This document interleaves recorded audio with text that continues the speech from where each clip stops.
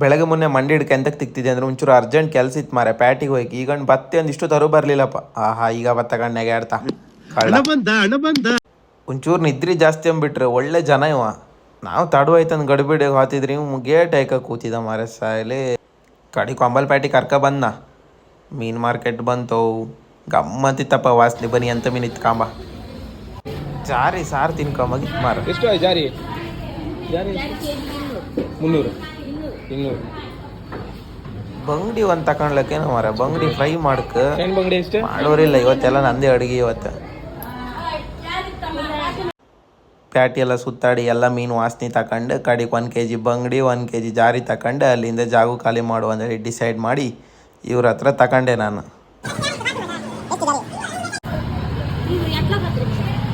ಹೊಸಕೋಟಿ ಯಾರನ್ನ ಕಾಂತಾನೆ ತಿನ್ನೋ ಗೊತ್ತಿಲ್ಲ ಪೋಸ್ ಕೊಡ್ತಿದ್ನಪ್ಪ. ಗಡ ರಾಜವಂಡ ಅಂಗಡಿಗೆ ಒಂದು ಹೋಗಿ ಒಬ್ಬ ಗಡ್ಬಡ್ ತಿನ್ಕನಲ್ಲಿ ಹೇಳ್ರೆ ಗಂಡು ಗಾಡಿ ತಕ ಮುಂದೆ ಹೋತ ಮಾರೆ. ಈ ಗಂಟಿಗೆಲ್ಲ ನೆನಪು ಹೋಯ್ತೆ. ಗಡ್ಬಡ್ ಹಾಕಲ್ಲ. ಹಾಂ ಸಿಟಿಗೆ ಹೋಗಿ ಎಂಥ ಐಸ್ ಕ್ರೀಮ್ ಪಾರ್ಲರ್ಗೆ ಏನು ತಿಂದರು ನಮ್ಮೂರು ಗಡ್ಬಡ್ ಟೇಸ್ಟ್ ಕೊಡೋಕೆ ಆತಿಲ್ಲ ಅವ್ರ ಹತ್ರ. ಇದು ಗಮ್ಮತ್ತೆ ಬೇರೆ. ತಡವಾಯ್ತು ಮಾರೆ ಮೀನು ಹಾಳತ್ತು ಬೇಗ ಹೋಯ್ಕ ಆತ. ಈ ಗಂಡಿನ ಒಂದು ಮಾತಾಡ್ಸ್ಕೊಯ್ಕೆ ಮಾರೆ ಬೆಳಗಿಂದ ಕರಿತಿದ್ದ ನಮ್ಮ ಪಕ್ಕದ ಮನೆಗೆ ರಾಕಿ. ಹಾಯ್ ಹೆಂಗಿದ್ಯಾ ಹುಷಾರಿದ್ಯಾನಾ.